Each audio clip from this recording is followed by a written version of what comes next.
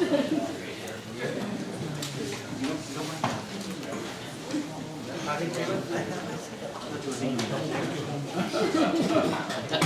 right, everybody, I think we are ready to start. I want to thank everybody. Today is, I should know since it's obviously my birthday, December 19th. Happy birthday to you. Happy birthday, dear Matt. Happy birthday to you. Happy birthday. Are you one? Are you two? Are you 21? Matt? Yes. Also, it was Tim's birthday yesterday. There we go. Happy birthday, Happy birthday. It's not just Matt's birthday, it is his 50th.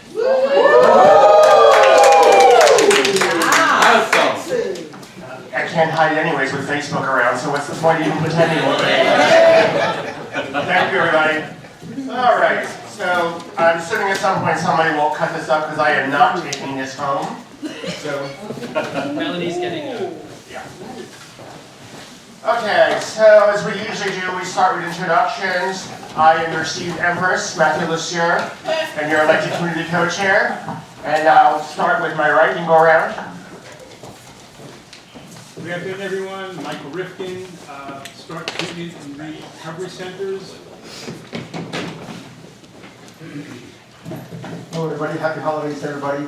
John Shepp, Consumer Representative, Queens, Needs Assessment, IOC, Consumer Committee, and I'm here. Good afternoon, everyone. Shami Grimm, Consumers Committee. Graham Harriman, New York City Department of Health. Hi everyone, Malaya Manyako, she, her pronouns, Calvin Ward, Needs Assessment, and Planning Council. If you can do your pronouns, I'm sorry. You know, as I'm 50, I don't remember these things anymore. I am Julia Walters, and as you guys are, I'm the co-chair of the PSRA, and my pronouns are she, her, and hers. Jeff Nat, NYU School of Medicine, co-chair of PSRA, he, him, whatever.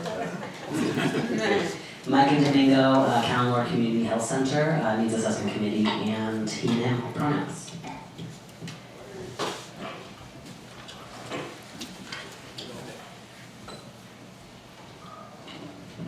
Good afternoon, my name is Rose Chestnut, Caribbean Women Health Association, Planning Council, and IOC. Hi, Lisa Best, Planning Council member, co-chair, Consumer Committee, member of the Tri-County Steering Committee. My pronouns are she, her, hers. Randall Bruce, I'm the co-chair of the Consumer Committee, and I don't use pronouns. Thank you. Hi, I'm Andy Stiles. I'm co-chair of the Tri-County Steering Committee, and my pronouns are she, her, hers, or my agency is Hudson Valley Community Services. Hello, I'm Atif Abdul Haq, Planning Council. My pronouns are he and him. Leo Ruiz, Consumer, he, him, his. Tim Fresky, Independent Consultant, Needs Assessment. Bill Gross, he, him, his, Sage, IOC. Amanda Long, she, her, hers, African Services Committee, co-chair of the Needs Assessment. Ronnie Fortunato, from God's Love We Deliver. I'm on the IOC and Planning Council, she, her, hers. Stephanie Serpino, she and her, New York City Health and Hospitals, and I'm City Attorneys. Asia Bettencourt, she, her, hers, council member, EPE, co-chair for Staten Island, vocal leader. Thank you. David Klotz, he, him, Planning Council staff. Melanie Lawrence, she, her, hers, Planning Council staff. Jose Colombo Garcia, Planning Council staff. Can you hear me? Pronouns he, him, his. I'm Michael DePietro, Ryan Chelsea, he, and his.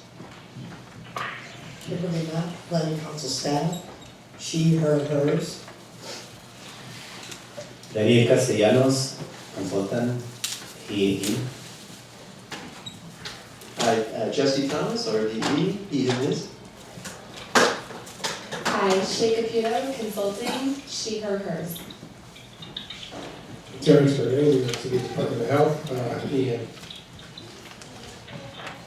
Hi, Anna Thomas Ferrioli, New York City Department of Health, and I am available to answer questions about the policy brief, she, her. Hi, Christina Rodriguez-Hart, New York City Department of Health, pronouns she, her, hers. Hi, Billy Beals, former co-chair of the Consumer Committee, and my pronouns is ask. Hi, I'm Craig Hayes. I'm with the New York City Department of Health, and my pronouns are he and him. And do we have people on the phone? I presume the people who called in. Good afternoon, this is Donald Powell, Chair of IOC, exponents. My pronouns are he, him, and his. Donald, you're not here for my birthday? Happy birthday, Matthew. This is Claire Simon, New York State Department of Health, Census, Secretary, how are you one? Hi, this is Barry Lehman, Monterey Center. Hi, this is Carol Kunzel, Columbia Dental School, IOC Committee. My pronouns will be she and her. Hi, this is Ben Schubert, he and him pronouns, Family Health Center at NYU Lindon, needs assessment. Hi, this is Jackie Dudley from the Harvard Program, and my pronouns are she and her.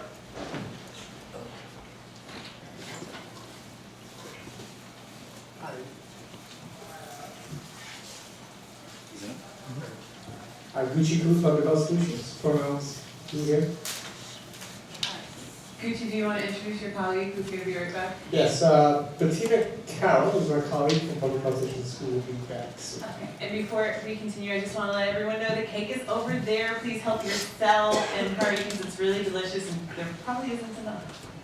And I want to thank Melanie for thinking to bring the cake, so thank you very much, Melanie.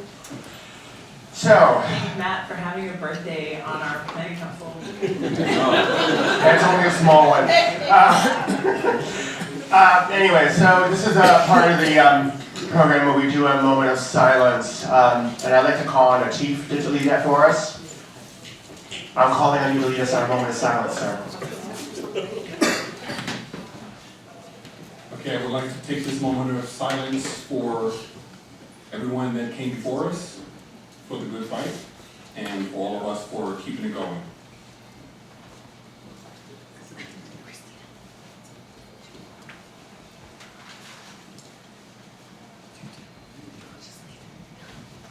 Thank you. Great, thank you. Mr. Klotz, you are up. Okay, the minutes were sent out multiple times, didn't get any changes. Actually, I got one minor edit from John, which came too late after I had already made all the copies, but we'll make sure that it's on the final version that's posted. Any other comments, changes? No? Okay, minutes accepted. All right, so we're now going to go into public comments, and I have two people here, looks like, who signed up for public comment. John? Yeah, just real fast, I'm just curious, when they start that phone pad thing for transit, how is that going to work? Has anybody looked into that yet?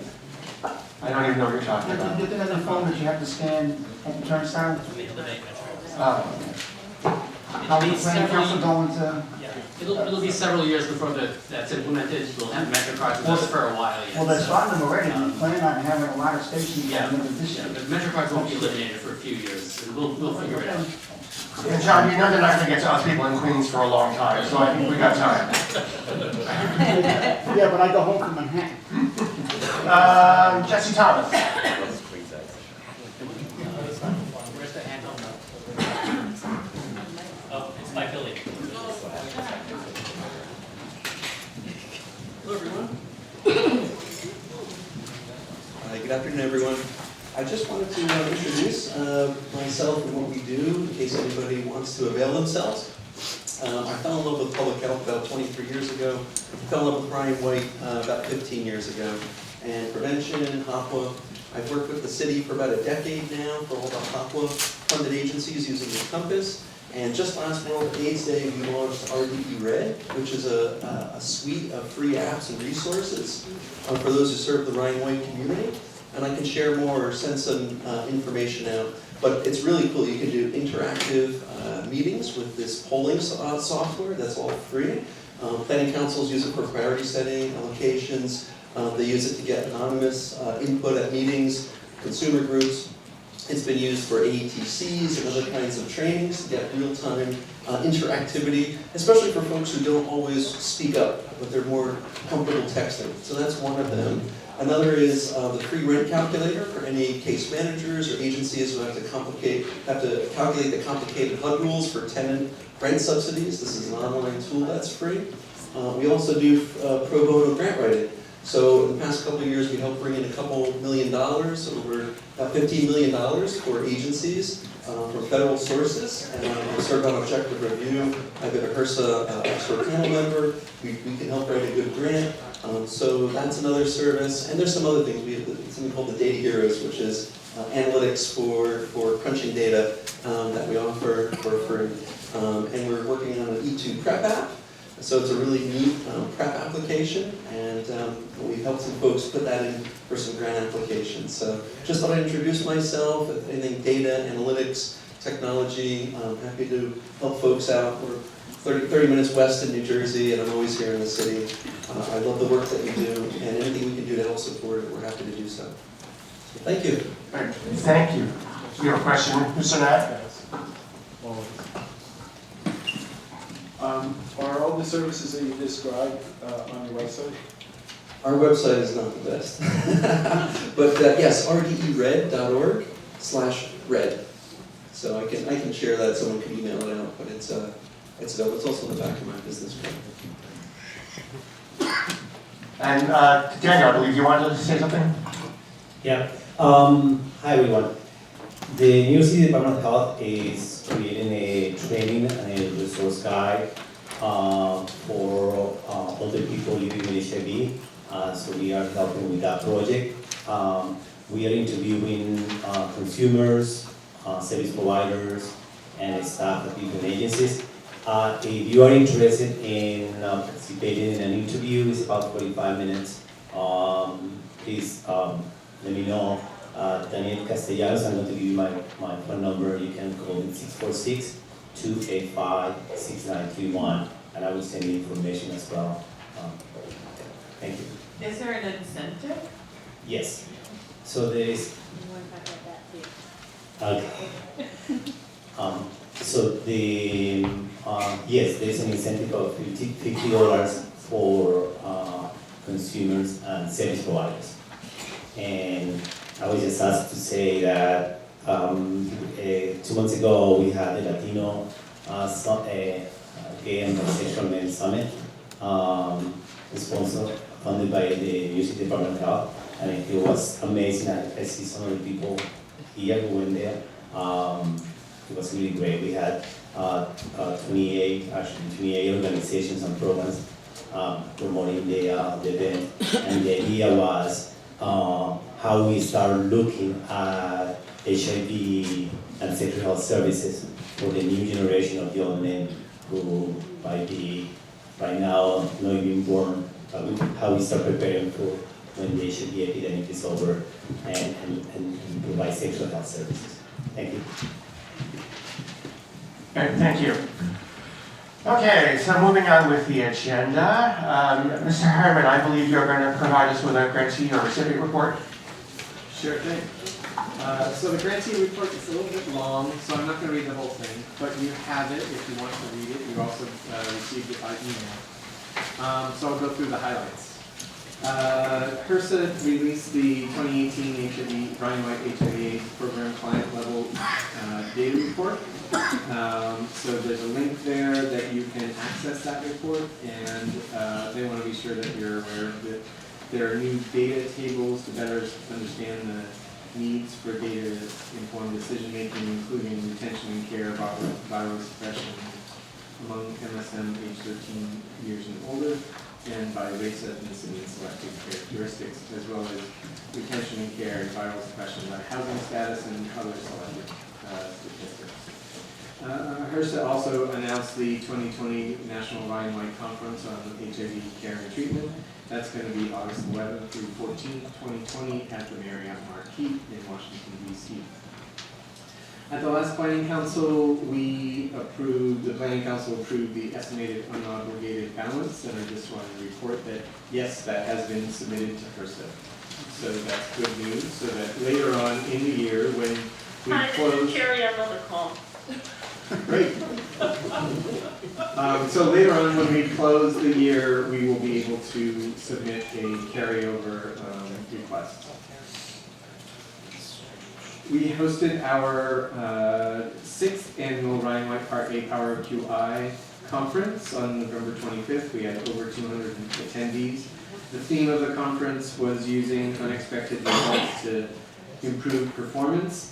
And I want to be sure to highlight the 2 awards. We had one for the best overall abstract, which was a look at one housing placement assistance program's retention rates and why housing was lost. The unexpected results helped to inform and improve programming, and that was presented by Katrina Murray. The first oral presenter is our very own Finn David Schubert from the Family Health Center at NYU Langone, who presented supporting timely linkage to care for newly diagnosed and previously diagnosed people with HIV. So congrats, Finn. So I believe Christina is going to talk a little bit more about our EPI profile and what was released for our EPI report, but I just did want to highlight that Dr. Osiris Barbeau, our commissioner, announced that New York City has reached the UNA's 90-90-90 targets 2 years ahead of schedule, meaning that 90% of all people with HIV know their status, 90% of all people diagnosed with HIV are on treatment, and 90% of all people diagnosed with HIV who are on treatment are virally suppressed. So as of 2018 in New York City, 93% of people with HIV have been diagnosed. 90% of those diagnosed with HIV are on treatment, and 92% of those on treatment are virally suppressed. What's momentous about this news is that we are the first large fast-track city in the U.S. to reach this milestone, and we should be very, very proud of our work. I think that's amazing, amazing results. Thank you very much, staff department. Yes.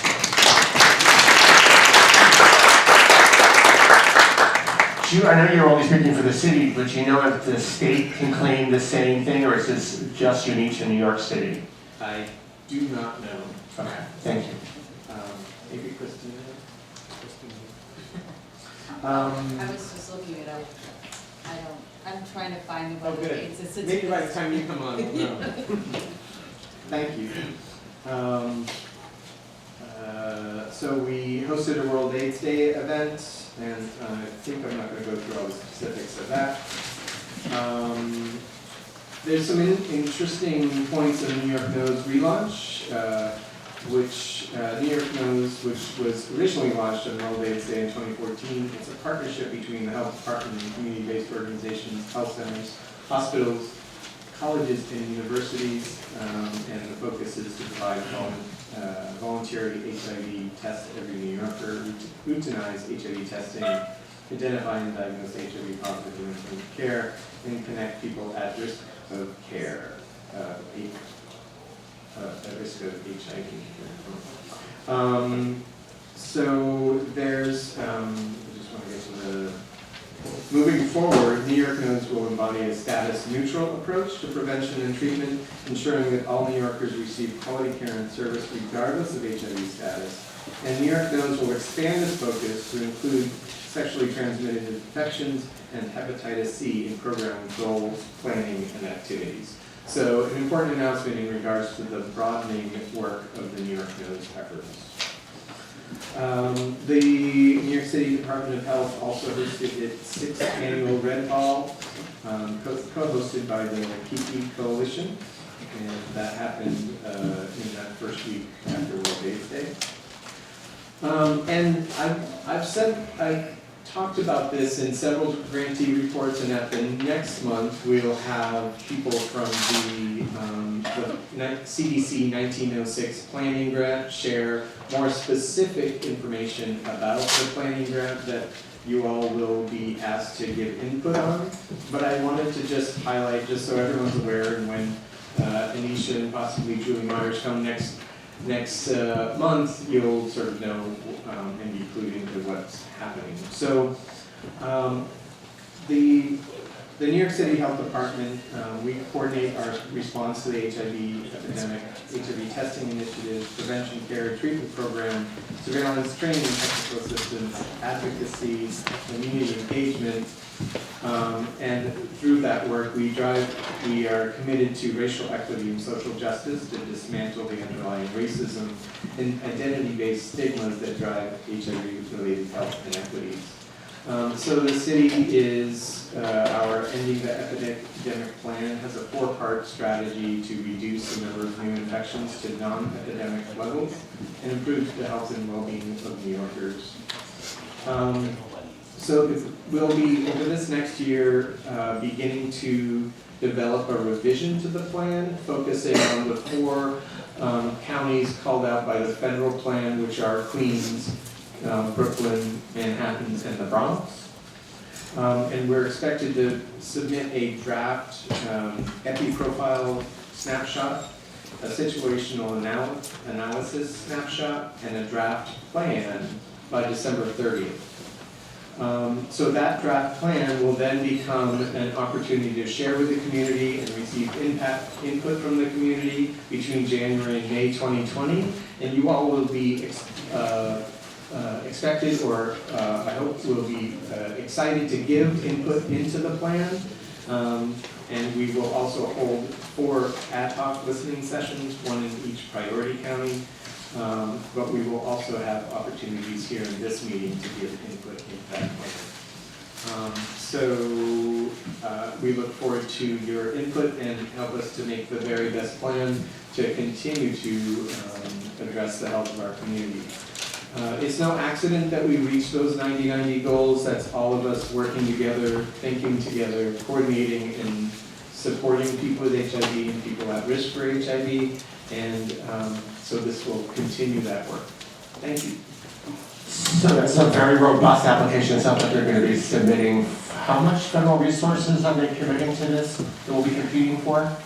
So there's several different parts of it. So this is the first part, and this is a planning grant. It ends at the end of September, and that's just to plan and engage the community in regards to these efforts. HRSA also already had a NOFO that we submitted. And NOFO stands for? Notice of Funding Opportunity, thank you, that the Bureau of HIV responded to with a request for about $9 million worth of services and resources to support people with HIV. We're still waiting on a NOFO, Notice of Funding Opportunity, from the CDC for an additional grant that will focus on prevention and other aspects related to prevention. That was supposed to happen in October, but we haven't heard anything since. So we know from appropriations that the money has been dedicated and it's in appropriation, so now we know that it's really going to happen. And so it's real, and we'll need your help and your input and your thoughts about how to best use this money to address gaps in our continuum care and to really end the epidemic. So the same appropriation was sort of level funded, and it was just passed. The White House is threatening to sign it. Do we know, presuming we get level funding is what's in the bill for Part A, separate from this ETE money, does the department have any expectation of what that will turn into in terms of presuming we get a high score on the award and everything else in the prevention side? Historically, it means we get a 1 to 2% reduction in our award. So there's several different numbers that we've all been thinking about in terms of our application. When we put in our application, it's a 5% increase based on the current award. So our grant application budget is not something that you should use as a realistic reference for what we'll receive. I probably would use this year's spending plan and then reduce that by 1 to 2% to get some real numbers. Thank you. Sorry, so some of that reduction is consistent with the reduction in the number of new HIV infections, correct? It's consistent with, yes, so our share of the population of people with HIV across the nation is shrinking in comparison to other jurisdictions. So some of it is like somewhat calculable because there's been a significant drop in the number of new infections, that's going to translate to a loss of 1%. Ish. And then the rest of it is. And then you have to get all the numbers from the rest of the country to sort of figure it out and crunch it. So, which I don't think we have all of that. And also, HRSA isn't completely transparent in terms of how they exactly calculate these awards, so we don't have all the inputs to get a good estimate. Yeah, and that's just the formula part of the award. We also have that's 2/3 of the base award. 1/3 is what we call the supplemental award, which is based on how well we do on our application. So we really don't know, until we get the award, exactly how much we're going to have, how big a cut, but we're going to bring the complete numbers, which we're still learning, to the priority setting committee in January, and we expect to have a scenario plan for how to implement a possible reduction to the award at the January executive committee and full council. So, but if you want to get a preview, be part of the discussion, come to the priority setting committee on January 15th. Jeff, you're always the first one to ask a question. Go ahead, Jeff. Thanks, Matt. The calculation or the formula that Melanie was referring to, is that based on new infections or based on prevalence? It's actually based on number of living HIV cases in the EMA.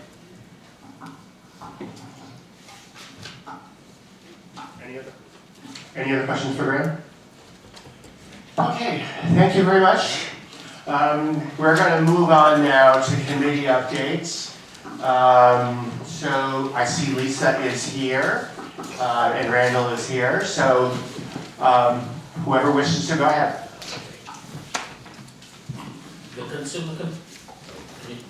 The Consumer Committee met on Tuesday. We debriefed from our successful session on the meeting Client Needs for Oral Health Services held on November 25th, Hall Quality Improvement Conference. We had over 40 participants, a record number. The session began with a panel of 3 presenters. Angela Adela from the chain presented data on the high prevalence of oral health issues and the low utilization of dental services. Dr. Judy Moy from Mount Sinai Medical Center presented an overview of the importance of oral health care for PLWH as part of overall health. Greg Brucono from GMHC Long-Term Survivor Hub discussed barriers to accessing oral health care from the personal perspective. The panelists all well received and generally a large number of questions from the audience, and generated a large question from the audience. After the panel, participants broke up small groups facilitated by committee members. Groups brainstormed what intake questions should be added to the Runway Body program intake so that the providers can assess and make referrals for oral health services. Other groups brainstormed what service elements should be included in the Oral Health Service Directive that the Planning Council Integration of Care Committee will develop in 2020. Participants filled out an evaluation and rated the session very highly overall. They found the session to be highly informative and relevant. Thank you to all the Consumer Committee members who helped organize the session, particularly our Consumer at Large, Paul Carr, who led the QI Conference Subcommittee, and spearheaded the effort. And on behalf of the Consumer Committee, we really want to thank the organizers of the QI meeting for having the confidence to bring us back for a third year to participate in the conference. Thank you very much. So moving forward, we just met this week and we will be formulating our 2020 agenda. At Tuesday's meeting, the committee also brainstormed ideas that the committee may address in 2020. Among the ideas developed are HIV and aging, services that can reduce social isolation, help people live independently. Providing consumer input to enhance the new council website, emergency financial assistance, participating in a new anti-stigma initiative, and there were several others that we will be rating and formulating when we return in January. Before the January meeting, we will vote to prioritize these ideas and then begin to flush out the higher ranked priorities. And thank you, David, for your assistance in helping us. We appreciate you. Any questions for the Consumer Committee? Thank you, both of you. Okay. Amanda, looks like you're the last person standing from that committee. So, Needs Assessment Committee, we subsumed the work of the Seriously Mental Ill Subcommittee at the beginning of this planning session. We spent the last few meetings getting up to speed as well as receiving presentations. Holding presentations, including one from DOH's Research and Evaluation Unit on the engagement, retention in care and viral suppression for Ryan White clients with a mental health diagnosis, which has some really chilling figures actually. Next month we will be viewing the results of a long-awaited match between a Bureau of Mental Health database of people with serious mental illness and the HIV surveillance registry. If you'd like to join us, our next meeting is on January the 9th, Thursday, here at LGBT Center at 10 o'clock. Thank you. Okay, no hands up. Donald and Danielle, you're both on the phone. Is one of you planning to present over the phone? Daniel's on the phone. Donald! Wake up, Donald. Donald, wake up or unmute yourself, please. Good afternoon. Hi, are you presenting for your committee today? Sure, so we met yesterday, great attendance. We worked on the standards of care for medical care coordination, and we're just about done with that. And we will move on to housing, right, Melanie, in January? No. We are taking like a kind of break from the standards of care and moving into oral health. The housing standard of care, I think, is still due to us, but we're going to break out some time from future meetings in order to continue to work on it because we're almost done. We're just not quite done, and there's some other work around health literacy that needs to happen with that. But we're going to be taking on oral health care, taking up the work of the oral health subcommittee, right, Donald? Yeah. And so we invite anyone who's interested in the issue of oral health and making oral health a more pertinent part of the care that's offered by the Ryan White portfolio. Please come to the next IOC meeting. It's going to be the third Wednesday of January. Do you plan to have people from Tri-County at that to give some experiences around their program? We are going to look at the Tri-County Service Directive as a template for the work of for the New York City Service Directive. But and if folks from Tri-County would be interested, we've heard some stuff from some of the Tri-County folks that we have that are here present. But it's a lot to come down for a meeting, so maybe we can get them on the phone, Since I'll be attending the Tri-County meeting in January, I'll try to coordinate that. Thank you for this suggestion.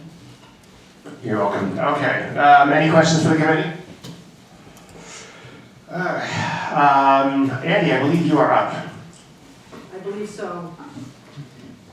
So the Tri-County Steering Committee, we've held 2 meetings since the beginning of the planning cycle.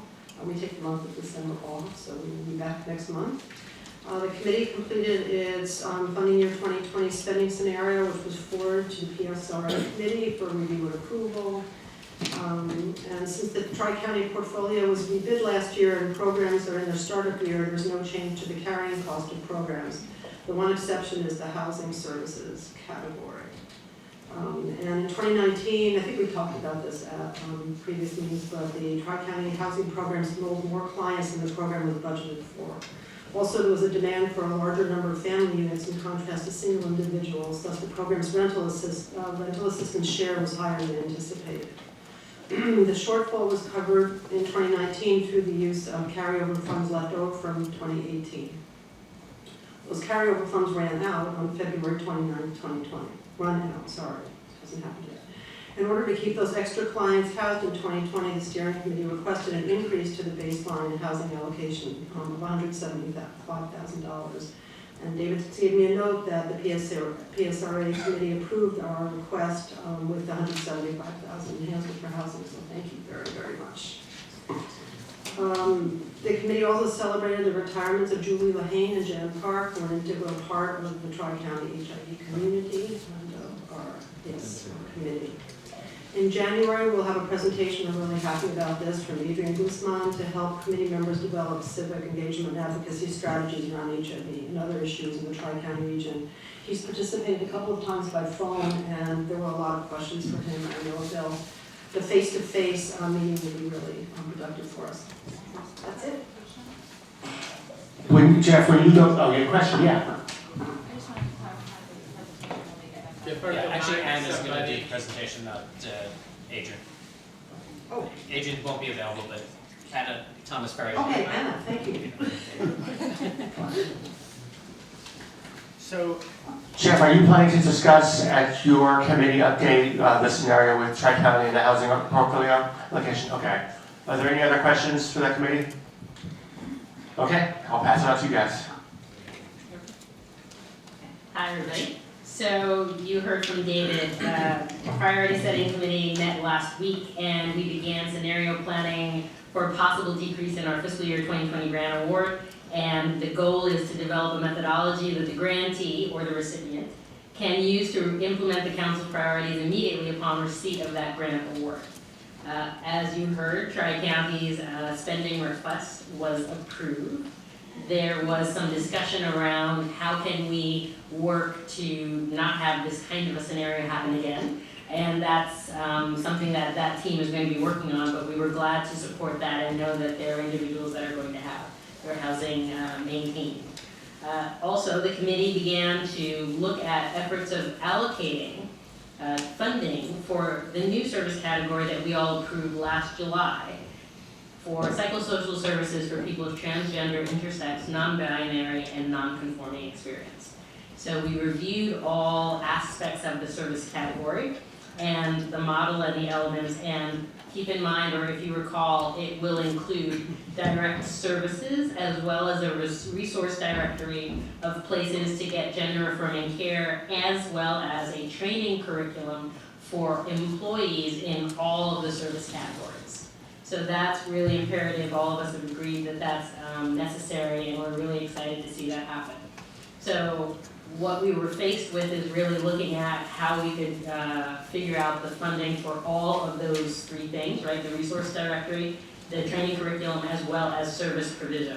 So what we came up with is that the resource directory and training curriculum will be implemented or can be implemented in 2020, and we've approved $50,000 for that in terms of the design as well as the kind of way it will look, because it will be in the cloud apparently or on the web somewhere.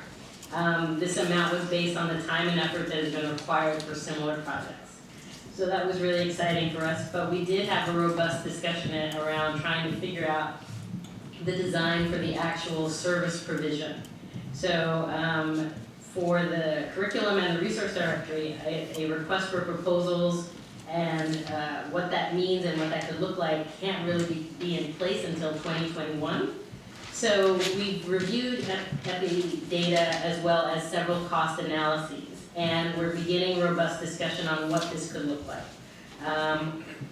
The PSRA will continue that discussion in January at our January 13th meeting.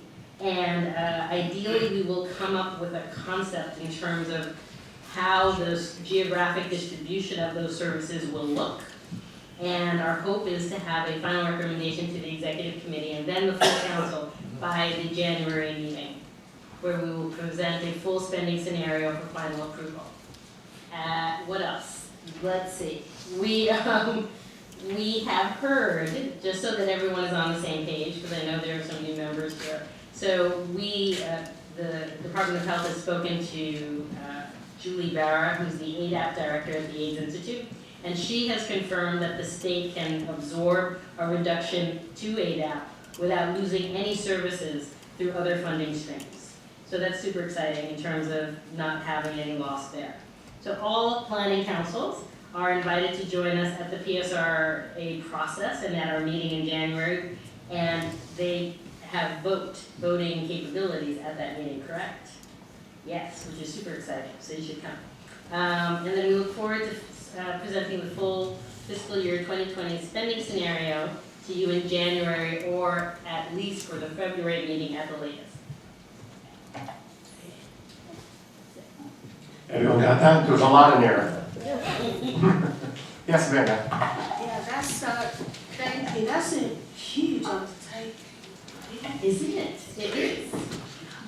We're super excited to see what that's going to look like. We know it's necessary and we want to just kind of keep moving, but we at least came up with the funding stream for the curriculum as well as the resource directory. Actually, that was just the one clarification I had was the 50 grand was for the resource directory and the training curriculum together, or just for the resource Yes, directory? together, because the grantee has experience in terms of working with a solicitation process to have a consultant actually design the curriculum, right? And then they have the methodology for all of us as grantee agencies to be able to go to those trainings, and then the actual resource guide will be created, but then remember, it always has to be updated as new services become available. Thank you. So we're gonna have to figure out. And good luck. Yeah, in an era where we're gonna probably see a small reduction on award, we're gonna have to figure out how we're gonna fund an entirely new service category and help maintain housing services in Tri-County. So we'll truly be doing more with less. Aren't you glad you're not the chair? Did everyone get that? I mean, what Matt's saying is something different. We haven't experienced this in a very long time. So we've usually added services when we've had new increases in awards and opportunity. We're now gonna figure out how to do this in an area which we're probably, with the exception of this separate ETE federal funding, we're really gonna be trying to figure out how to take our money and maximize as best as possible. Yeah, Jeff? The ETE money, is that one-time only money, or is that going to be money that will be allocated over a number of years? Are you trying to ask me to predict what Congress and the President will do? I'm just asking what you're hearing. Generally speaking, in the approach, once something is added, it usually gets from year to year. It's usually reappropriated, and that's the best answer I can give you. Is it usually once it's in the budget, it stays. But this was sort of a special project of this administration based on the State of the Union address. So I don't know if we can even predict what it will happen in a few years. Graham from CARE, have you heard anything different? I haven't heard anything different. We had a conversation with HRSA leadership, and they felt like this funding would be stable and that Ryan White funding generally would be stable. It's a possibility. I did hear Laura Cheever say once that the ending the epidemic money would likely grow, but I have a hard time, I don't know. We'll see. No, I don't have a crystal ball today. That's the best I can give you. The president has to sign a bill by tomorrow, otherwise there's no airlines on Friday night because the government shuts down. So the money should be there theoretically. by tomorrow, whether or not it will be reauthorized. Anything else for this committee? Come to our meeting, our next meeting. Sorry? Come to our next meeting, we encourage participation in it. Just a point of clarification, even if you guys had allocated money during the last meeting, the RFP still wouldn't, the contract still would not start until 2021, correct? That is correct. So keep in mind, remember, we're always, we live in the present, but we are working in the past as we prepare for our future in the council. Right? So regardless, we really are kind of trying to project what those services could look like. But you're right, there's a process. So even though we allocate the money, the recipient will have to then go through a complete process to find the individual to provide those services. Does that answer your question, Molly? I mean, well, the point of clarity was really for everyone else, but I just want to remind people that this process started the Needs Assessment Committee over a planning session ago, like at this point, 2 planning sessions ago. And so from the initial assessment through to actual contracts hitting the street, it will take approximately 4 years, right? And so when we're thinking about what kind of needs are emerging and how we address them, and if there's any way to shorten that process, I invite you to consider that as planning council members. Thank you, Melanie. Anything else? All right, stay tuned. Thank you, guys. So we are going to have a presentation now from Christina Rodriguez. Every year, as is our custom here, the City Health Department goes over the HIV surveillance statistics for us. My apologies, as always, to Tri-County. These are New York City specific statistics, so just to keep that in mind when we're going over this. Christina, it's all yours. Hi, everyone. So I just like to say that this is going to be some highlights from our data. We disseminate a lot every World AIDS Day. We have a long annual report. We've got 15 slide sets, and we've got I don't know, something like 40 to 50 web surveillance tables that are all online, and you can access. And if I can, and if I have time, I'll show you the website when I'm done. And so I pulled some stuff out from across our different data products, which usually come out a few days before World AIDS Day of each year. And also I wanted to kind of highlight inequities in the data in particular.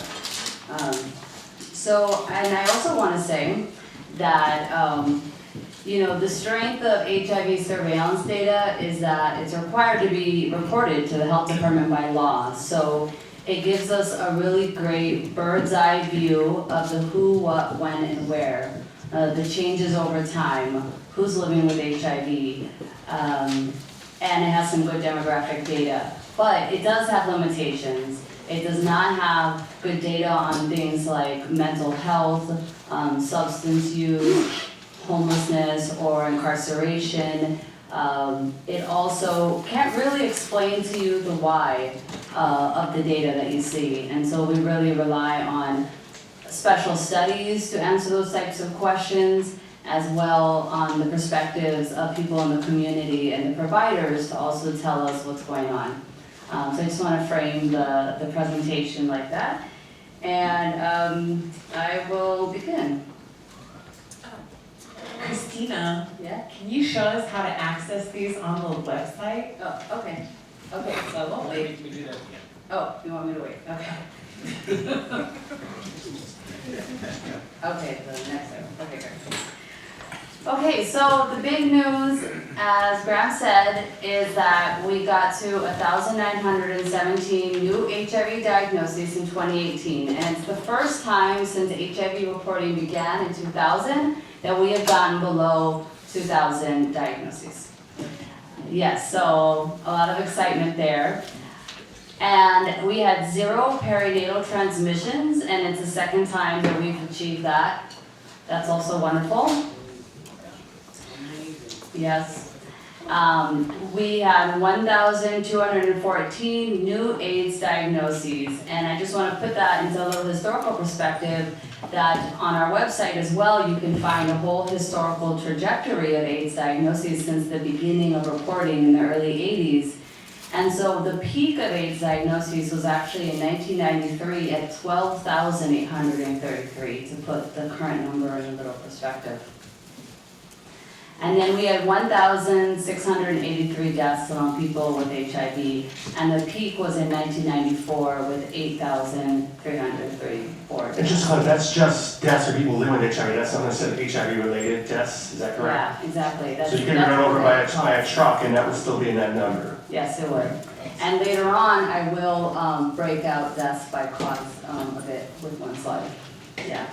And I see that the words that are popping up that I'm saying are covering the bottom of the slide, but it just reiterates that we do not have New York State HIV surveillance data. I just checked their website and it doesn't look like they have 2018 data out, but I assume that when it comes out next year that somebody from the state will come and present that data so that the Tri-County can also be included in what we're talking about here. Okay. Well, probably, because the takeaway message is actually in that section. Okay, so these are bars showing the total number of new diagnoses for the past 5 years, 2014 to 2018, and so you can see the steady decrease to the current number. And what's exciting about this is that over the past 5 years, there has been a large decrease. It's decreased by 29%. Okay, so I just, yeah. Okay, yeah, it's gonna be part of it, but okay.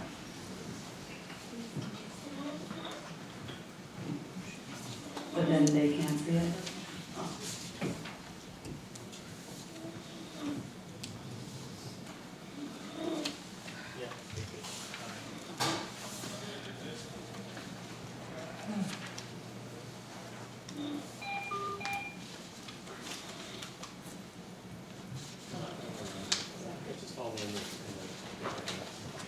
Yeah, I think it's more important that the words are up there and you guys have the slides in front of you, I believe. Yep. Okay, 29% decrease in the last 5 years. And 11% decrease actually from the year before, which is quite a large decrease for 1 year. Okay, so then these are the numbers looking, comparing 2014 to 2018. So as we said, a 29% decrease overall. For men, it was 30%. And for women, cisgender women and cisgender men I'm talking about, it was 27% decrease. And for transgender people overall in the 5 years, it was a 9% decrease. And then here shows the HIV diagnosis rates among cisgender and transgender men in 2018 by race ethnicity. And when I say diagnosis rate, I mean that we took the number of actual diagnoses for the group and then we divided it by the number of people in that group so that you can really compare across the groups, so that groups that have a lot of people can be compared to groups that have smaller numbers of people. And so what we see here is that Black men had the highest rates of HIV diagnoses, followed by Latino, Hispanic men. And if we were to compare between Black men and white men, the rate for Black men was 5 times higher than the rate for white men. So we see inequity there. And overall, Black and Latino Hispanic men make up 80% of new diagnoses among men. And so the same information for transgender and cisgender women by race ethnicity, the HIV diagnosis rates. And we again see that Black women had the highest rate, followed by Latina Hispanic women. And if we compare Black women to white women, The inequity is even more stark, and they had a diagnosis rate that was 12 times as large as that of white women. And so we're gonna look at, Black and Latina Hispanic women made up 90% of new diagnoses among women. And now these are the two side by side so we can compare them directly to each other. And we see that among all race ethnicity groups, the HIV diagnosis rate is higher for men. And we also see that the diagnosis rates are higher for people of color than they are for white people.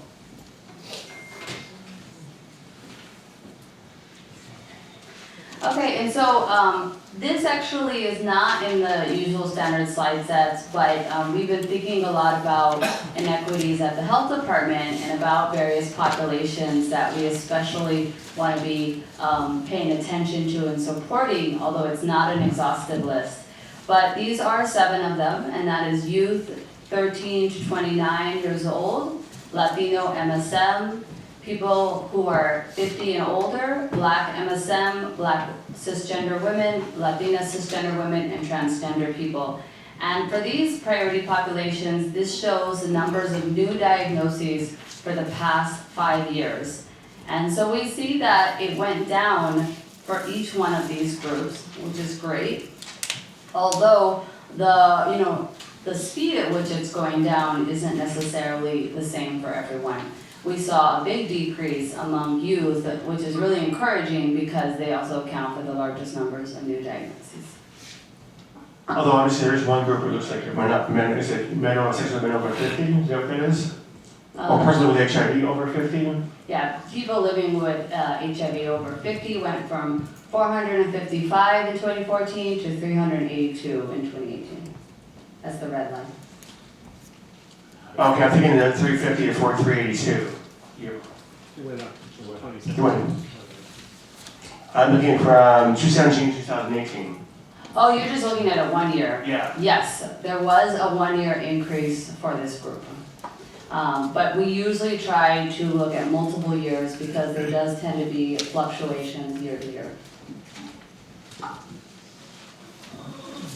Okay, so now we have maps, and on the left, there's the north arrow is not coming through on this presentation. It looks like a cross with a line under it. It was just the arrow for north. So on the left is a map by neighborhood showing HIV diagnosis rates, and the darker the color, the higher the rate.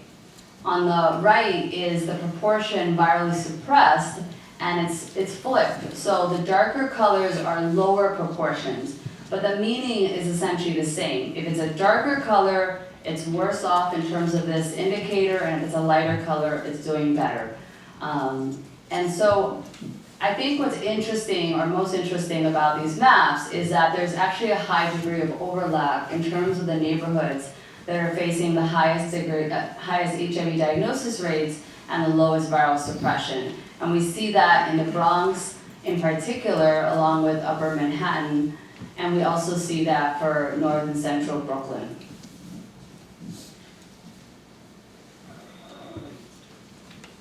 Okay, and so then this is some data for, in terms of where people are born. We do collect that information.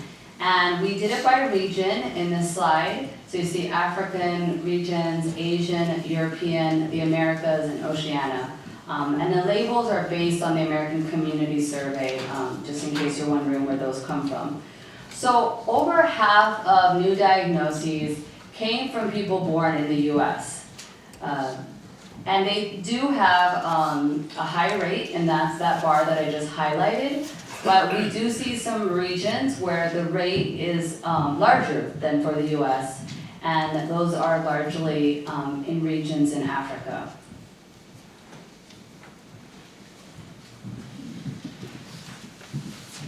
It's also interesting that there's a lot of variability across these regions. So they're not the same in terms of their diagnosis rates.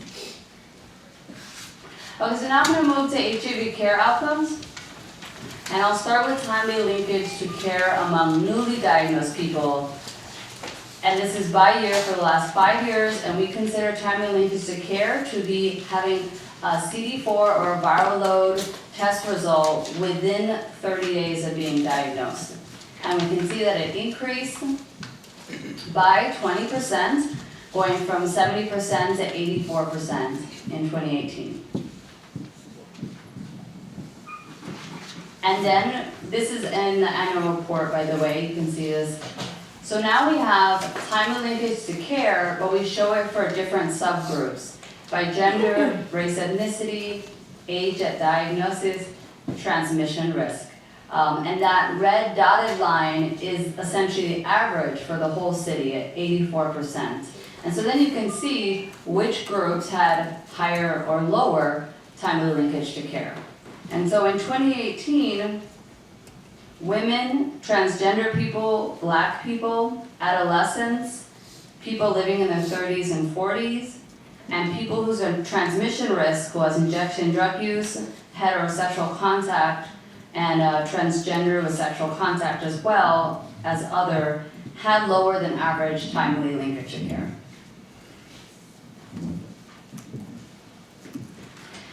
And so then this is something going back to the priority populations, which you'll find in this slide set, but you won't find in the annual report. And this is for the 7. And you can see their 2018 proportion in the bar, but the black line signifies what that proportion was 5 years ago in 2014. And so if we take all this in, there's a few takeaways, I think. One is that the group that had the lowest time of linkage to care was black cisgender women, all the way on the left at 77%, followed by transgender people at 81%.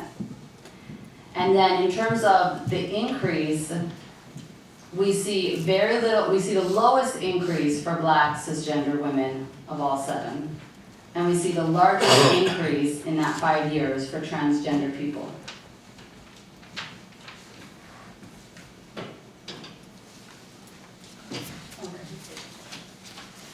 It's all up to you guys and how much time you have. So for youth, you have on the bar at the bottom 85%, but at the bar on top for 13 to 19-year-olds, the timely linkage to care is 83%. Wait, orient me. So the previous slide. Okay, previous slide. Yeah, you have 13 to 19-year-olds have an 83% timely linkage to care, and then in the slide we're looking at, it's 85%. Okay, yeah, that's a great point. Youth here, as it was with the new diagnoses by priority population slide, is defined as ages 13 to 29. Oh. Yeah. Okay, no problem. Okay, so now we're going to move on to viral suppression. So this is timely viral suppression among people just diagnosed in that given year, going from 2014 to 2018. And we know that we want people to get on ARTs as soon as possible in order to improve their health and well-being, as well as to eliminate the possibility of them passing HIV to another person. So this is really important to us, and we've been seeing a lot of progress in this. 104% increase in the last 5 years for timely viral suppression among newly diagnosed people.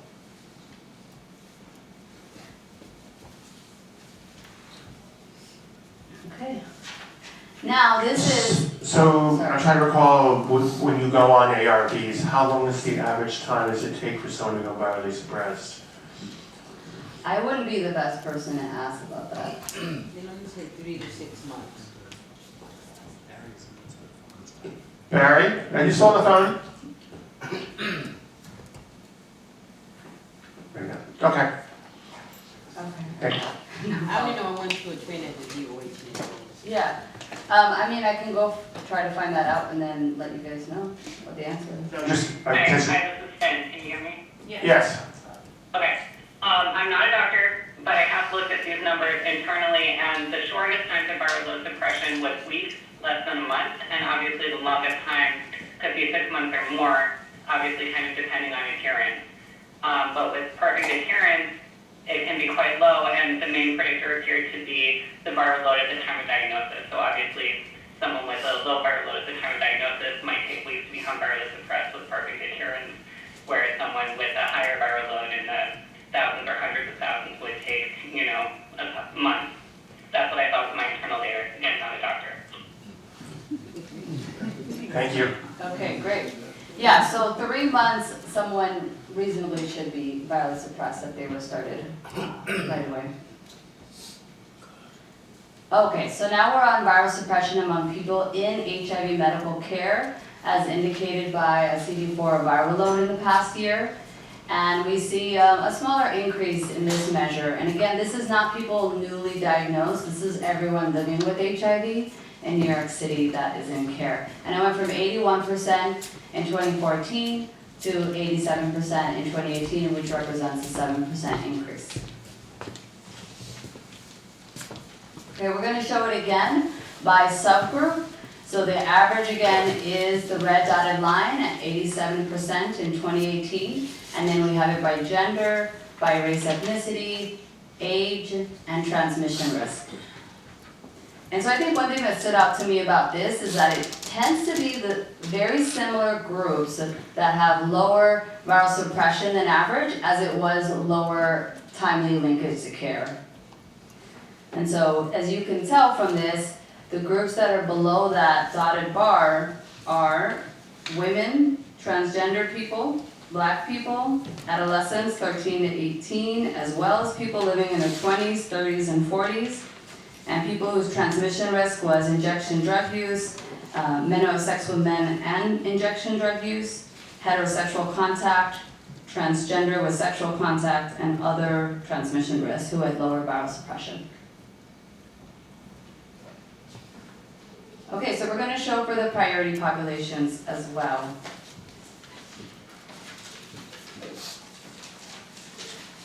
And to keep in mind what Melanie brought up, youth here is 13 to 29. And the red bar older people are people who are ages 50 and above. And so we have the average line at 87%. And we see that youth had the lowest viral suppression at 78%. And older people 50 and above had the highest viral suppression. The black bar was their viral suppression for that group in 2014. And so encouragingly, youth, even though they have the lowest viral suppression, they've also seen the largest increase in the past 5 years. And that's as determined by the gap between that black bar and then where the top of that bar is. Okay, and so we also wanted to highlight that there are racial ethnic inequities beyond just what was shown with the priority populations, but within some of the priority populations that were not shown by race ethnicity yet. And so we have 3 of them. People ages 50 and over, people who are ages 13 to 29 who we were calling youth, and transgender people living with HIV. And so the blue bar is for Black individuals, the red for Latino Hispanic, and the white is, the green is for white people.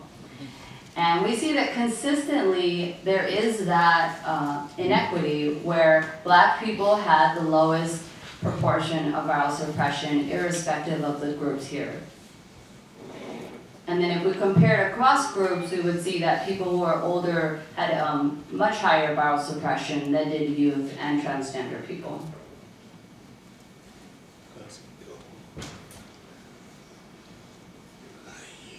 Okay, so now we're on the care continuum, and I think Graham essentially said this already, but this is a care continuum that is out of everyone estimated to be living with HIV in New York City, irrespective of whether they've been diagnosed or not. That's the first bar, that 100%.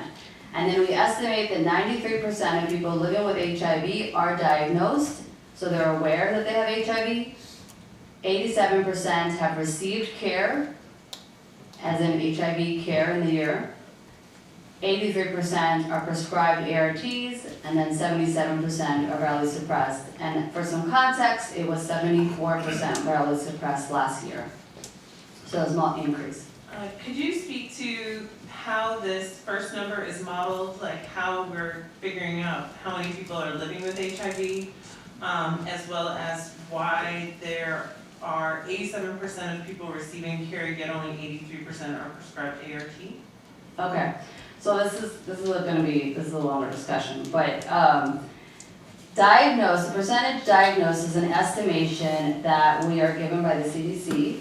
The CDC does modeling based on a person's CD4 count at the time they were diagnosed.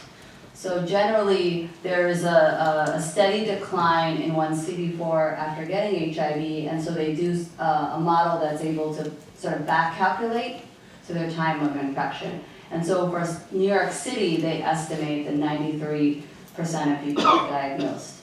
I couldn't speak to like everything that's in the model, but I know that they look at the CD4 distribution of CD4 across the country. And so we're not the only ones estimating it this way. CDC is estimating it for national numbers, and other jurisdictions are estimating it for themselves in a similar way.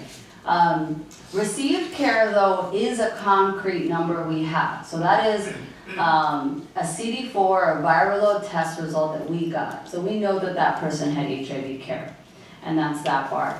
Prescribed ART is based on the Medical Monitoring Project data. So that's a special survey. Many of you have heard of it before. That's also carried out within the broader program I'm part of, HIV Epidemiology. And they every year sample a number of people living with HIV and ask them a long list of questions, including were they prescribed ARTs. And so we take that estimate and we apply it to the numbers that we have in the registry, the surveillance registry. And then virally suppressed, well, that is also a concrete number we have because we get viral load test results. I didn't ask about that one,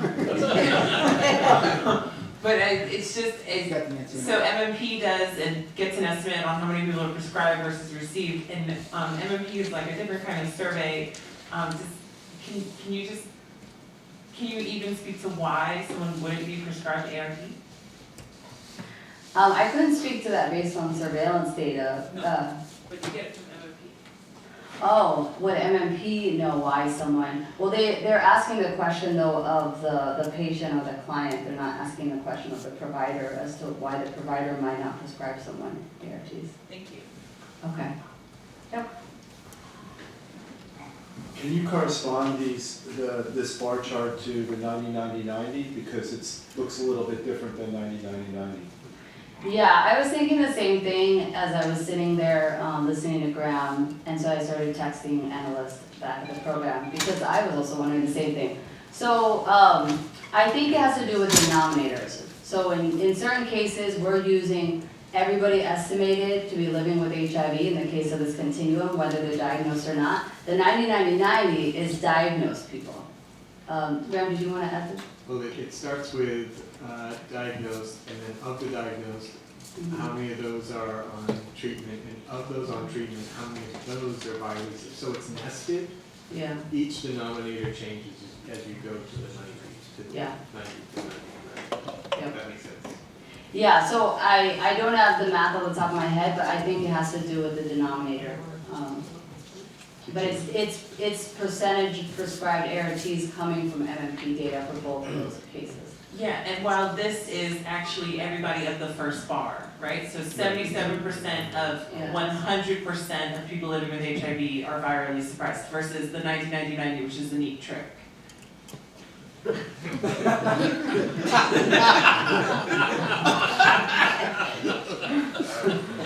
so glad the New York City Health Department employee is calling up the New York City Health Department's methodology. It's not our methodology. It's not our methodology. It's a larger goal. It's a neat trick. Go ahead. Okay, great. Moving on. Okay, so now we have age-adjusted death rate among people living with HIV by cause of death. The green bar is for all causes, so all deaths. And then we split that by HIV-related causes in the blue bar versus non-HIV-related causes in the red bar. And what we can see is there's been a real change since 2003. In 2003, the majority of deaths were due to HIV-related causes, and by 2017, it's flipped. And so about 70% of HIV-related deaths now are not, 70% of deaths among people living with HIV are not due to HIV-related causes, the 6.5 in 2017. So this is a question that's asked every year when these presentations come out, and I want to try and pretend I'm Jen Call Park here, although it's really hard. So, I'm sure arguments will be made around the non-HIV related causes of death, cardiovascular disease. We know from literature that people living with HIV, inflammation, side effects of medication, tend to have higher rates of cardiovascular disorders than the general population, but yet we classify it as non-HIV related cause of death. Where is this sort of dividing line in deciding whether it's HIV related versus non-HIV related cause of death in that kind of scenario?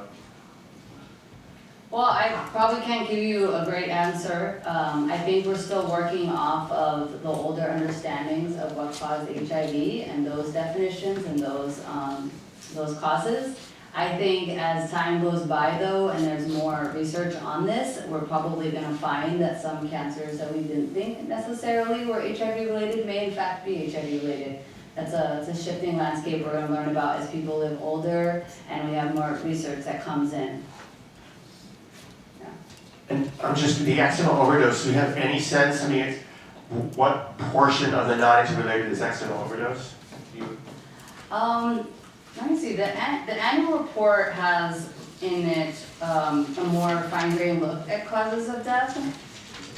They have kind of this interesting. I do appreciate you not having 72 slides, so thank you, like some other previous presenters have had, but. Okay, so it says 8% for accidental overdose. Thank you. That's also a point you make every time. Yes. I threatened her termination. I cut her right off when her time was up.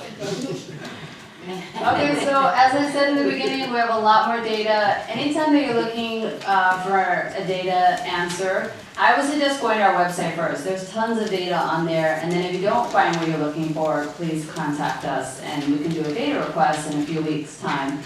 The annual report is great as a snapshot for the entire city. But if you want to go in depth with a specific population or issue, go to our slide sets website, and that's probably going to be more helpful to you than the annual report for specific populations. I want to talk about HIV data security as well, because this came up with the co-chairs. Do we have time for this? Not really. Don't worry, I'll let you know when your time is up. Okay. Okay, good. But first, you should make sure that no one has questions about the actual data, because people can read these slides. Okay. I'm a little bit confused. You mentioned CD4 a few times in your slides. I understood that we're not counting CD4s anymore. We're more interested in the viral loads. We are still collecting, both are still required to be reported by law. So we're still collecting that data and we're still using it. But when we use it as an indicator for being in care, it's not the only thing we're going off of. We're also going off of the viral load. And I believe actually more recently as well genotypes. So we don't only rely on that, but it is still important to us. Yeah. Okay, yeah.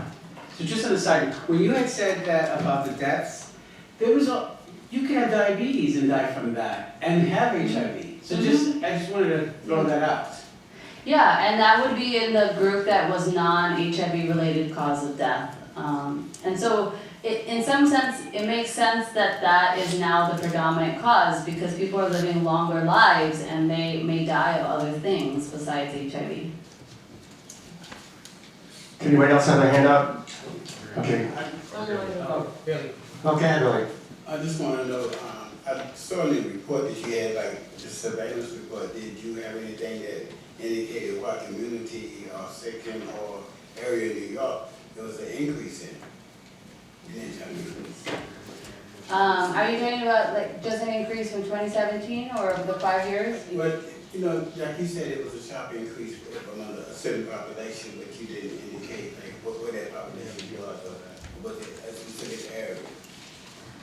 Geographically, I don't remember there being an increase based on geography. I do think that the annual report says on the executive summary, so one of the first pages, it says that there was an increase from 2017 to 2018 among people in their 50s among transgender people, and among people who reported transmission risk of MSM and injection drug use. So who's widely expressed among this people? Yeah, there will. It wasn't like in one, it wasn't like you said, like a section of Queens, Bronx, or something like that. Yeah, so I would say there wasn't any increase by geographic area, but there are differences in the rate of new HIV diagnosis by area. And so that was the map earlier on, the two maps I showed side by side. So the map on the left was new diagnoses. And we saw some of the highest rates in the Bronx, Upper Manhattan, Central Brooklyn, as well. You know, Chelsea is an interesting example because they have a high rate of diagnoses, but they have good, you know, they have high levels of viral suppression. So we're almost out of time, so if you want to go through what slides you have left quickly, so that I don't want to let the next presenter have to rush our presentation. Okay. So I've been asked before about HIV data security and confidentiality, which is something we take extremely seriously at the health department. And there are 4 main areas of security that are taken into consideration. There's a lot more than's even on these slides, but I was trying to hit kind of the highlights of it. So first, there's physical security. As many of you know who've been to the health department, you can't just walk into the health department, right? You have to be pre-registered, you need to check in with security, you get your picture taken, you get a badge issued, and you need to be escorted in the building. Even each level, when you get off the elevator, you can't just like walk into the areas where people work or the conference rooms. We as employees all have badges that has a hologram of our fingerprint, and we have to use that to get into the various areas of the health department. For HIV specifically, we have a secure data area where we do analysis on HIV data that even other people in the health department can't enter. So it's only those of us working with that data that can get into that area physically. Or if somebody needs to come in, for example, for a specific reason, we escort them into that area and stay with them. So there's the physical security. And then there's electronic security, because we're working with this data on computers. And so we have a secure HIV/AIDS computer network that is separate from the network that the rest of the health department is using. People who have access to this data have to be highly trained and approved. They usually are not working with named data. So when we do all this data analysis that you saw today, I'm not working with records that have someone's name on it. It has someone's ID number on it. So we're even trying to strip out of that some of the most highly sensitive pieces of data that could be there. Now there are cases where we do have to see someone's name. For example, when we do that match between mental health data and surveillance data, or we do a match between Medicaid and surveillance, we have to see that the two people have the same name. So in that case, we go into this extra secure network. And it doesn't have any access really to anything outside that network. So you can't print from that session that you're working in. You can't put anything on a flash drive. You can't even get on the internet. You can't email anyone. So the data is really, it stays right there for the reasons that you have to use that access those names for a very specific reason. How do you get the results of the match out? Well, do we have time for this? We're almost running out of time, but yeah, that'll have to be the last question. We'll have to move So on. it's in that secure area, and if we need to transfer that over to the secure drive where we actually do analyses, we have to make sure that all of those sensitive identifiers are stripped out of the data set, like names, and then we have to notify our data security officer, we have to tell our data support person, there's only one, that we want that sent over. We have to say in our email that we have reviewed the data and we pledge that there is no names or anything that's that sensitive in the data. It's not even transferred over that same day because on that night they will run an algorithm that goes through that file to make sure that those identifiers are not in there before it's ever even moved. And then we work with it with the names out of there. Okay, so second thing is personnel training and consequences of violating this. So we have a lot of training. We all go through initial confidentiality training when we begin. So even if you're sitting in that area, not necessarily working with the data, you have to go through this training. It doesn't matter. You have a test after you've gotten the training. You do some shadowing and mentoring. We all sign a confidentiality pledge. We do yearly training, and then there's consequences if that's violated. So we have a disciplinary protocol. You might be referred to the employee law unit. You could have remedial training, loss of access, suspension, possible termination, or referral to the district attorney. So I end there, and I just want to thank you all, as well as all of the people that put a lot of time and effort into collecting this data, making sure it's high quality, analyzing it, putting it into reports, disseminating it. It's really important that we have this information to guide what we do around HIV. And so it's a big team effort. Thank you for not reading that slide. Thank you. Christine, thank you very, very much. I really do look forward to the presentation. So, Grant, you've been working closely with the... Could I ask a question? Sure. It's on the last one. Go ahead. Okay, so on the slide with the two maps, going back to the next few pages, my interest in Staten Island. So on the map that shows the viral suppression, it looks like there's a portion of Staten Island in the Mid-Island that is less virally suppressed than the North Shore of Staten Island. And I just wonder if there's any knowledge as to who that population is, ethnically or elsewise. I don't know offhand, but I would go to our standard slide sets webpage, which there's a link for towards the end of this presentation, because there's a whole slide set for Staten Island. So that will tell you specifically who are the populations that have lower viral suppression. Debbie, I'll email you a copy of it. I actually have it from the ET from last week for Staten Island. Okay, thank you very much. Okay. Do you want to introduce our next presenter, since I assume you're working with her closely? I ask that you please all welcome Shay Caputo, who is from Bannon Consulting. Bannon Consulting has been instrumental in helping us with the grant application for, I believe, 5 years now. They've been, I have to say that this grant application is a bit complex, and you have to work with people across the Bureau in STI, in TB, in viral hepatitis program, with the state, with Public Health Solutions.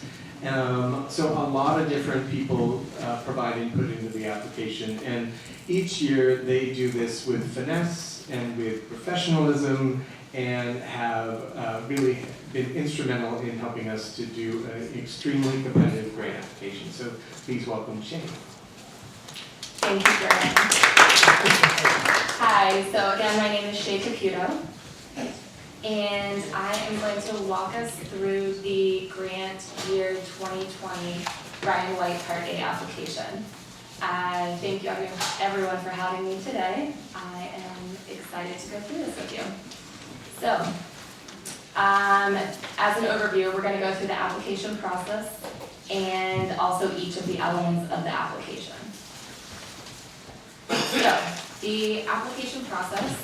The care and treatment program team leads the application process with coordination support from Bannon Consulting, which is where I sit.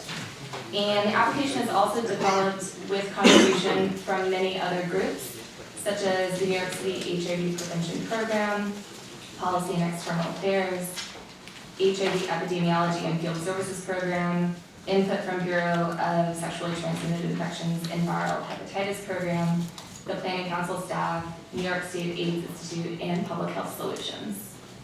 After the application is released, the team has 3 months to develop the narrative, which goes through 4 drafts, a budget, and attachments.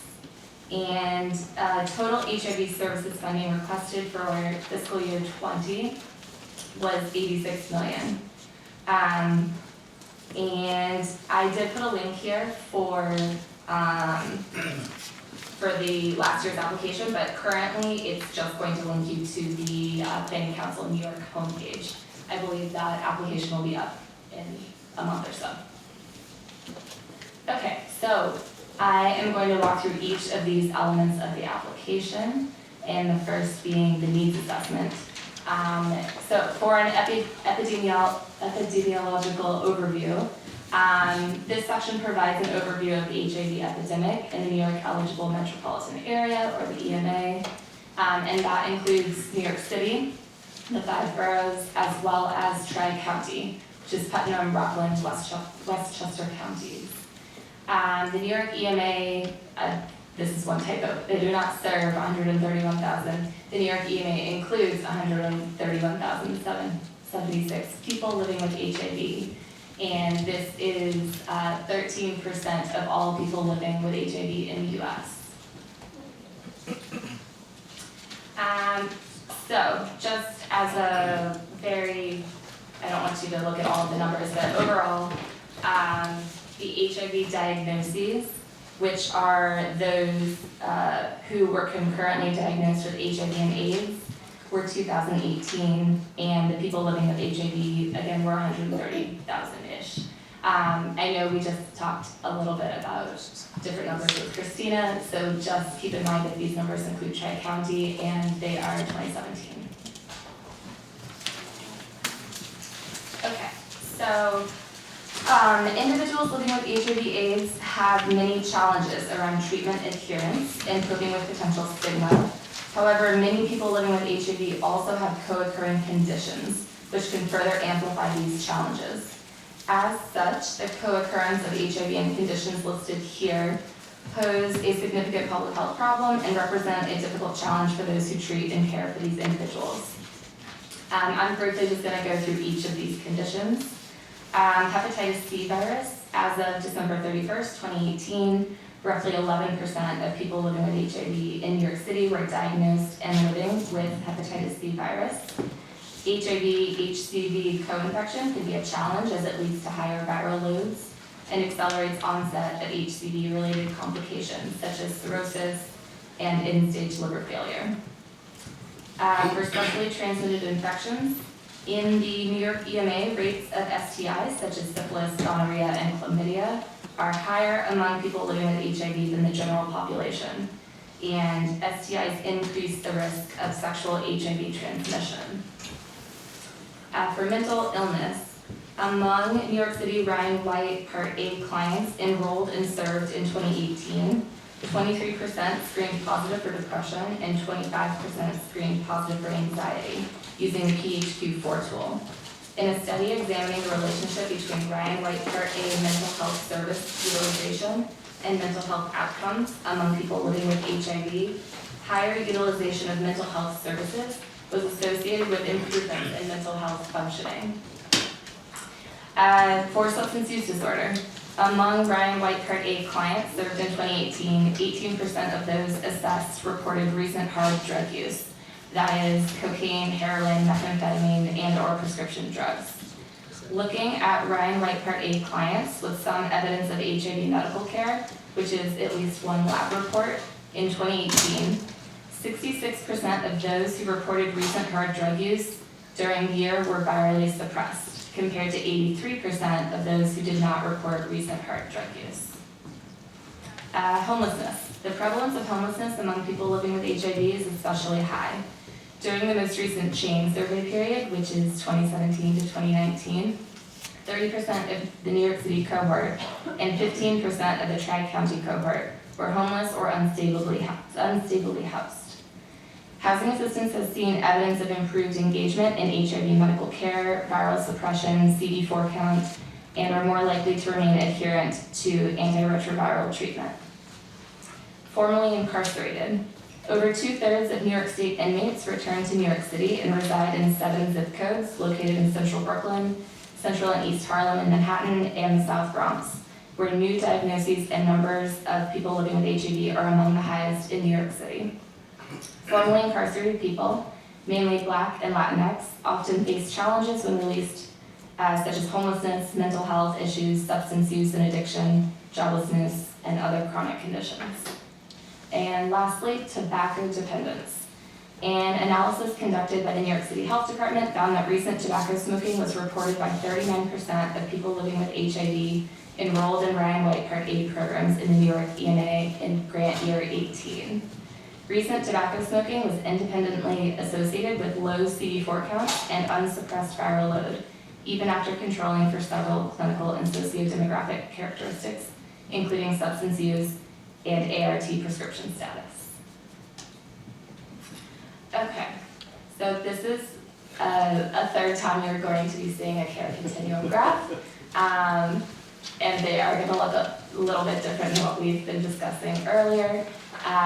This includes Tri-County as well as New York City, and these numbers are all 2017. So looking at the most recent, not the most recent care continuum data, but for the grant, the New York EMA has surpassed national goals to end the HIV epidemic for knowledge of HIV status, and that national goal is 90%. And linked to HIV medical care, and that national goal is 85%. The New York EMA is still working towards reaching national goals for retention and care, and that national goal is 90%, and viral load suppression, national goal of 80%. All right. So now I'm going to go through the early identification of individuals with HIV/AIDS, or the EHA section. So this section outlines the New York EMA's overall plan to identify individuals with HIV and link them to care. There are 3 pillars of this plan. The first is promote and increase HIV testing through its status-neutral navigation approach.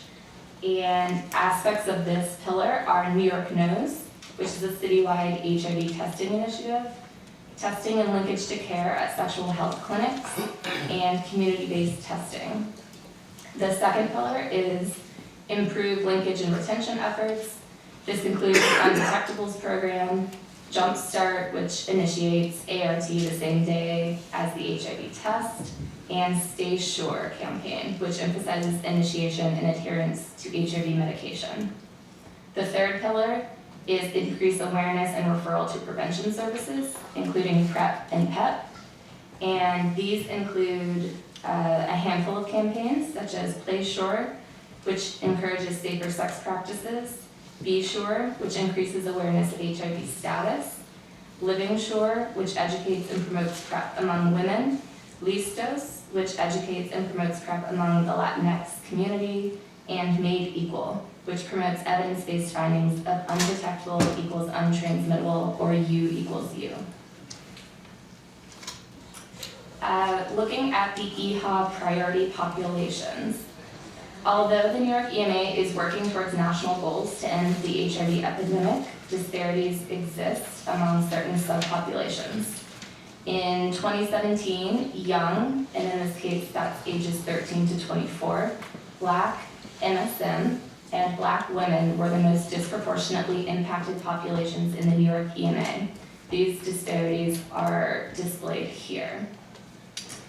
Based on the epidemiological data and disparities within the care continuum, Ryan White programming will focus on serving the following priority populations: young Black and Latino men who have sex with men, Black women in high prevalence areas, and transgender, gender nonconforming, or non-binary persons and their partners. The next application section is the methodology. And this section discusses how changes in healthcare coverage affect both people living with HIV's access to care and Ryan White Part A programming. So eligible New Yorkers may enroll in qualified health plans, including Medicaid and essential plans through the New York State of Health website. Consumers with incomes between 138% and 250% of the federal poverty level may be eligible for some premium and cost-sharing assistance. And New York State offers 8 Medicaid plans, 9 essential plans, and 3 Medicaid special needs plans for people living with HIV.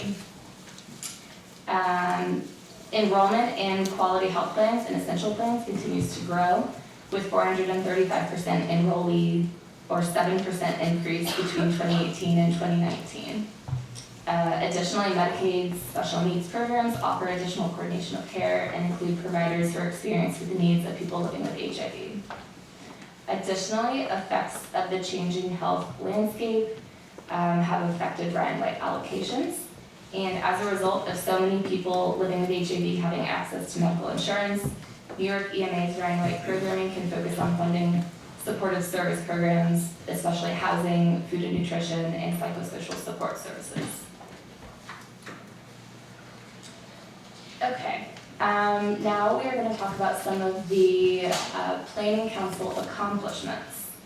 So the Planning Council and its committees, with aid from the recipient, have continued the multi-year process to reassess and rebid the Ryan White Part A portfolio to ensure the New York EMA's service system is responsive to current needs and identified challenges. The PC works closely with the recipient and other New York City Health Department staff throughout the planning process and has a dedicated staff liaison from the Bureau of HIV Surveillance Unit specifically assigned to the PC to provide up-to-date epidemiological data for planning purposes. This year, the PC accomplished the following. Utilized data-driven planning tool to develop service priorities and determine funding allocations based on people living with HIV needs, service utilization, and gaps. This tool used the following inputs: New York EMA's needs assessment, New York State Integrated HIV Prevention and Care Plan, Care of Last Resort analysis, service category fact sheets, Ryan White Part A scorecards, and this includes multiple years of utilization data, and data analyses from New York EMA's chain study. Additional accomplishments include allocated 56.2% of Ryan White Part A and MAI with funding to core medical services, allocated 5% of grant year 20 portfolio for early intervention services, including testing. These planned resources were in conjunction with the prevention program and allocated substantial resources to promote access to and maintenance of for newly diagnosed and to re-engage those fallen out of care. Additionally, there were improved increases in targeted service categories to address funding reductions from previous years and address the ongoing needs of people living with HIV.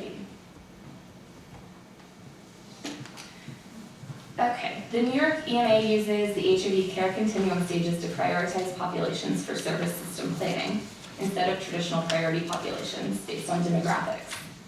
So initiatives to address unmet need and improve the EMA's performance across the care continuum include a surveillance-based client-level viral suppression progress report, a protocol to implement a value-based payment model across the care coordination programs to incentivize quality improvement among subrecipients, recent findings from the costs, HIV outcomes, and real-world determinants of success, or the CORD study, note connection between meeting psychosocial barriers and increased viral load suppression.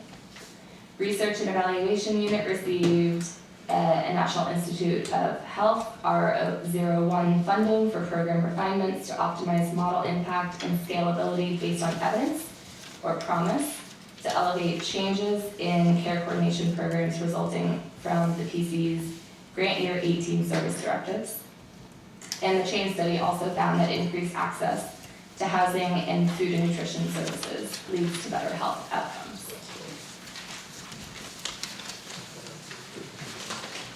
In grant year 19, the recipient has worked to resolve a number of challenges through collaboration with the Planning Council, consumers, funded providers, public health solutions, / contracting and management services, and the New York State Department of Health AIDS Institute colleagues.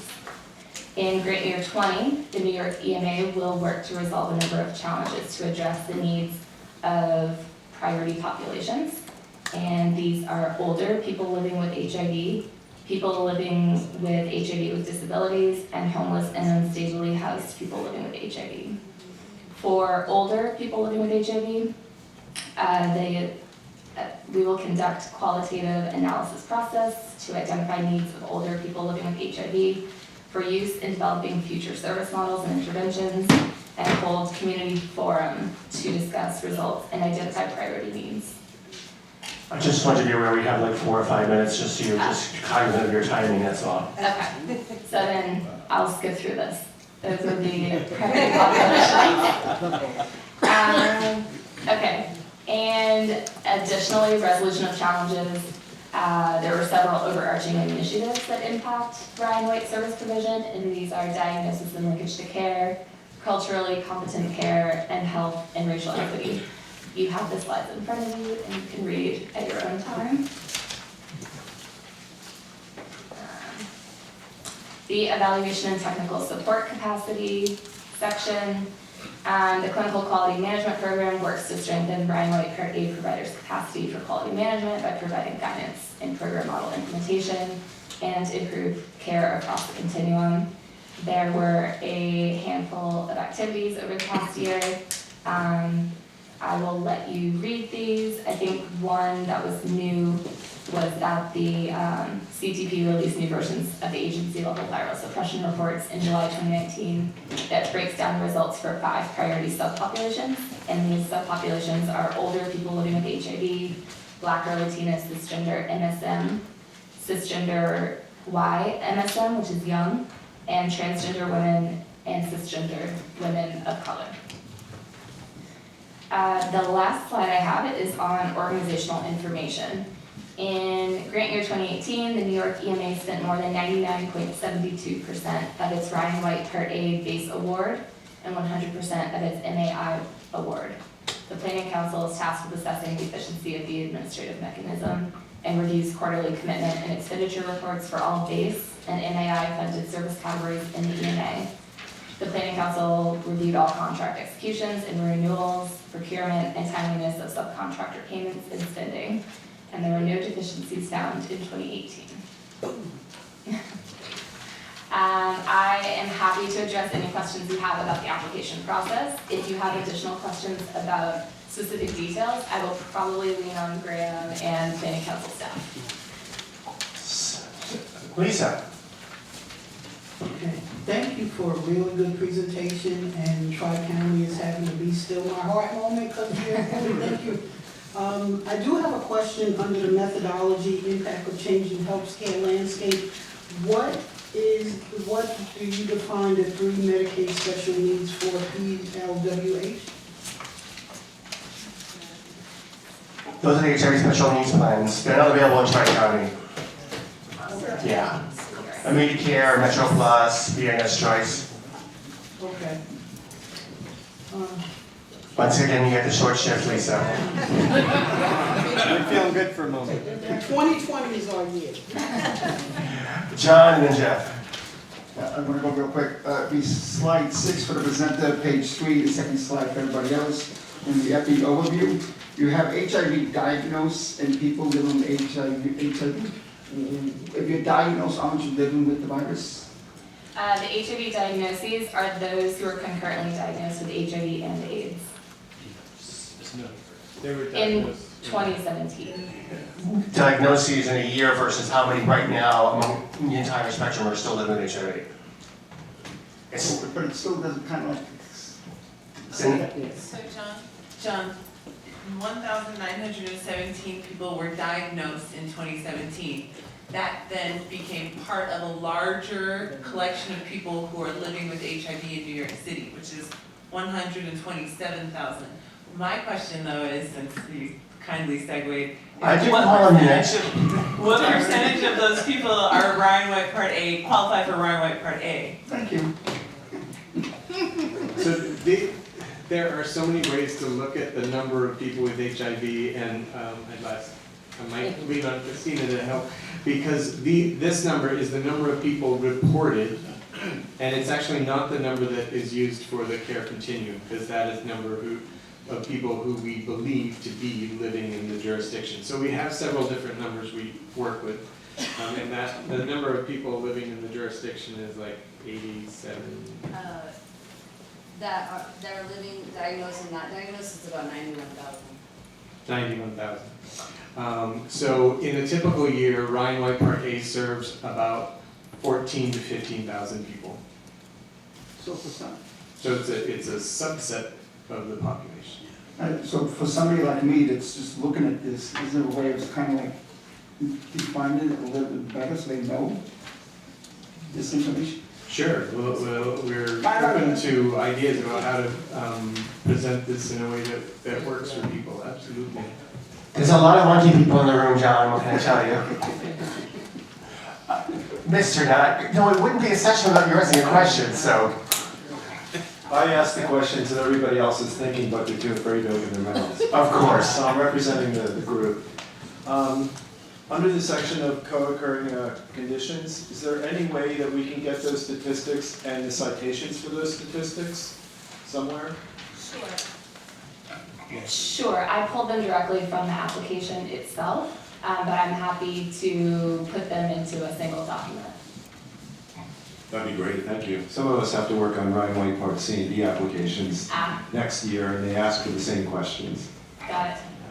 So typically, we post the application upon receipt of the grant award. So the material in this PowerPoint is not posted to the Planning Council website, and I believe we need to post the 2019 application to the website. So last year's application hasn't been posted yet, but we can do that any moment. And it's available if you want. Any other questions? Yeah. On the slide with addressing needs of priority populations, I'm curious, is there a reason why young people living with HIV is not listed? Which slide are you on? It's hard to read, I think it's 15. It's in the resolution of challenges section. So we had a really long list of resolution of challenges, and just to fit within the space, we ended up with a smaller list.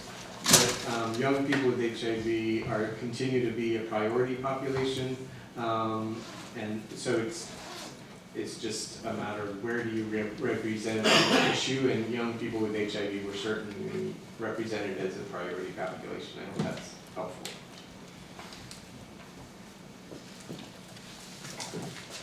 Anybody else? Okay. Thank you very, very much. Thank you. So before we go into new business and public announcements, I think we want to make sort of an announcement of our own here. We've had the luxury of having caption services for quite a while. And I think what we've decided to do starting in 2020, as you all know, we're going to have to do more with less. And so if anybody who's coming to the meeting, either from a member of the public or this council, has any sort of specific needs around whether it's caption services, whether it's sign language, or any of those kinds of disability access challenges, to let us know in advance so that we can make the proper accommodation for the meeting. But in lieu of it being a default for the meeting, we're going to make it as a needed, requested basis. Does anybody have any questions with that? Or objections? Okay. So now we're going to go into any public comments. I don't think, did anybody sign up? Lisa, and of course Jeff. No, I don't have Okay. Thank you, Jeff. Before we leave, I just wanted to also mention again on behalf of the Consumer Committee, Melanie and Jose are part of the DOHMH staff. We wanted to just acknowledge that we appreciate you for your support and resources. You're a really great addition in the room. I did not want to leave without saying that, so thank you. And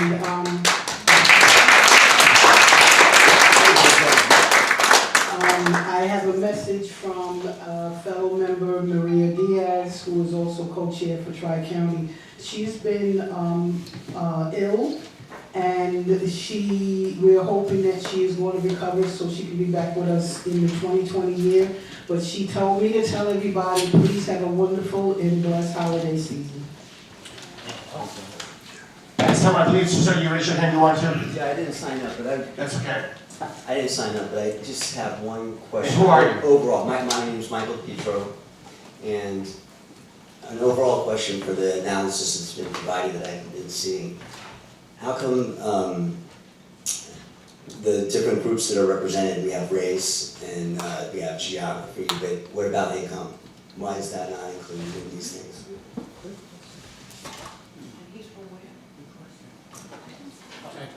So, to speak to that a little bit?